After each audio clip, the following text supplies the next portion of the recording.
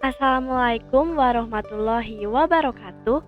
Shalom, Om Swastiastu, Namo Buddhaya, dan salam kebajikan. Perkenalkan, nama saya Charlotte Angelin Asa dari kelas 10-8 Mahoni, dan pada kesempatan kali ini saya akan menyampaikan tentang flora dan fauna endemik yang ada di Kalimantan.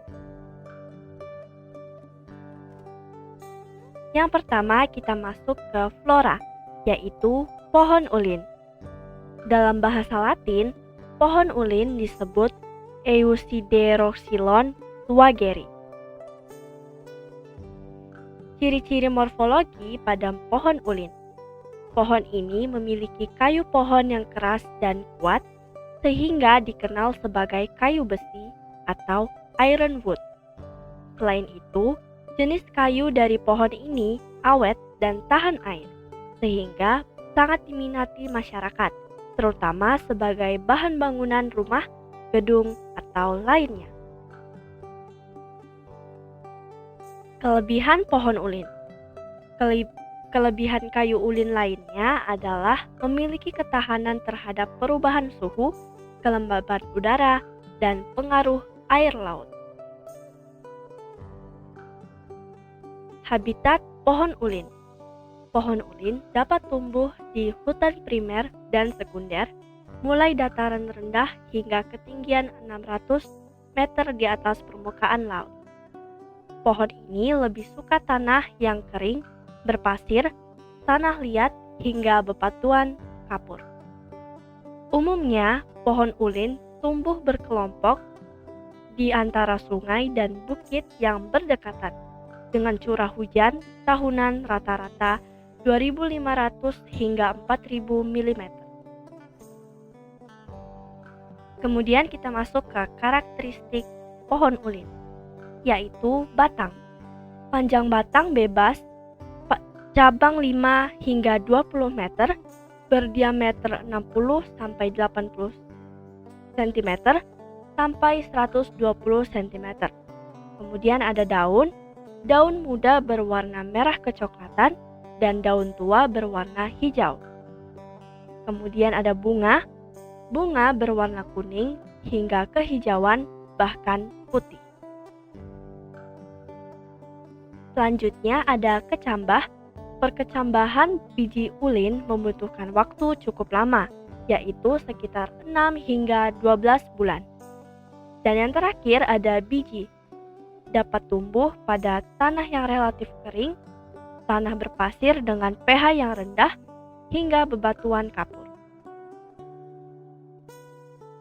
Baik, selanjutnya saya akan menyampaikan informasi lebih lanjut terkait pohon ulin yang saya ambil dari jurnal yang ditulis oleh Kade Sidiasa, Triatmoko, Amir Ma'ruf, dan Mukhlisi dengan judul Keragaman Morfologi, Ekologi, Pohon Induk, dan Konservasi Ulin di Kalimantan. Berdasarkan sifat-sifat vegetatif maupun sifat generatif, terutama pada bentuk dan ukuran buah atau biji, ulin memiliki keragaman morfologi yang sangat tinggi. Sifat atau karakteristik morfologi ulin memang sangat bervariasi. Variasi tersebut dapat dilihat dari aspek yang pertama, penampakan batang, yang kedua, kulit batang, terutama berdasarkan pada ukuran retakan atau sisik-sisik serpihan kulit, yang ketiga ada warna, yang keempat tingkat kekerasan dan kebasahan kulit bagian dalam, yang kelima bentuk dan ukuran daun, dan yang terakhir ada buah. Wilayah persebaran. Erat hubungannya dengan keragaman morfologi, ulin juga memiliki kondisi ekologi tempat tumbuh yang beragam, yakni pada hutan tropis basah, pada tanah-tanah yang tidak tergenang air, hingga pada ketinggian 500 hingga 625 meter di atas permukaan laut, pada daerah datar, dekat sungai dan anak-anak sungai, daerah bergelombang, hingga punggung bukit. Kondisi alam habitat pohon ulin. Ulin secara umum hanya dijumpai secara alami pada tempat-tempat yang kondisi vegetasinya masih cukup baik. Dengan kata lain, ulin hampir tidak pernah dijumpai pada habitat yang hutan atau vegetasinya pernah mengalami kerusakan berat, terutama karena kebakaran yang berulang-ulang atau telah mengalami bentuk pemanfaatan atau konversi yang berotasi sebagai lahan pertanian atau ladang yang berpindah. Kemudian ada pelestarian. Ulin merupakan salah satu spesies pohon yang dilindungi. Dengan demikian, upaya konservasi baik yang bersifat in situ maupun ex situ sudah dilakukan. Melalui penetapan kawasan-kawasan taman nasional, taman hutan raya, cagar alam, hutan lindung, hutan adat, pembangunan kebun plasma nutfah, slot uji coba, kebun raya, tegakan benih, dan lain-lain. Selanjutnya kita masuk ke yang kedua, yaitu fauna, enggang kelihingan. Enggang kelihingan atau bushy crested hornbill adalah spesies enggang atau rangkong dalam famili Bucerotidae. Dalam bahasa Latin disebut Anorhinus galeritus. Kita masuk ke wilayah persebaran burung enggang kelihingan. Enggang kelihingan banyak ditemui di wilayah Asia Tenggara, seperti Myanmar, Thailand, Brunei Darussalam, Malaysia, dan Indonesia.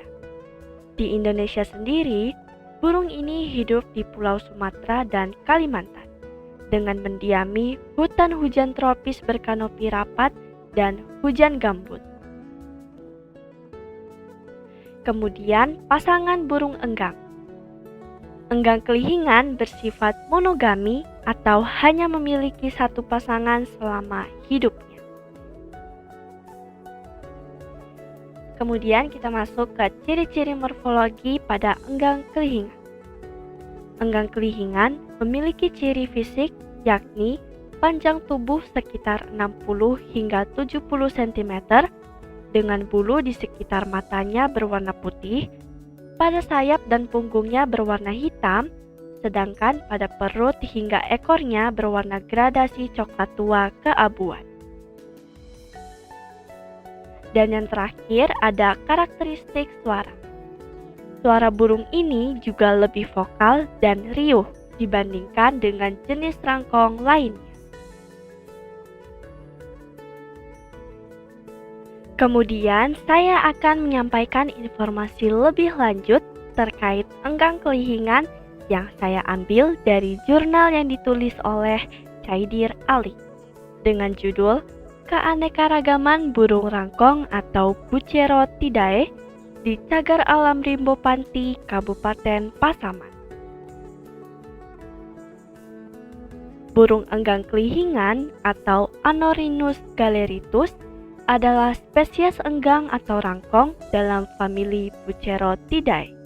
Enggang merupakan kelompok burung yang memiliki fungsi ekologi tinggi. Burung tersebut merupakan agen penyebar biji tumbuhan hutan.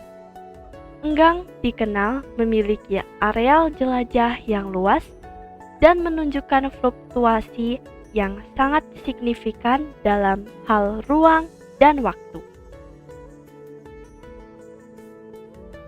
Penyebaran enggang kelihingan di hutan dataran rendah dan perbukitan sampai ketinggian 1.800 meter di atas permukaan laut. McKinnon pada tahun 2015 menyatakan bahwa kebiasaan burung enggang kelihingan hidup berkelompok yang ramai antara 5-15 ekor dan pada umumnya mencari makan pada tajuk tengah hutan lebat. Enggang hidup di hutan hujan tropis dan membutuhkan hutan primer sebagai habitat alaminya. Kemudian karakteristik enggang kelihingan. Enggang kelihingan, jantan dan betina dapat dibedakan dengan melihat warna pada paruhnya. paruh jantan berwarna hitam, sedangkan betina berwarna kekuningan dengan corak hitam pada pangkal paruhnya. Dan kemudian ada perilaku makan. Enggang kelihingan memberi pakan kepada betina yang sedang bersarang dengan cara mengeluarkan satu persatu pakan dari dalam kantong gularnya.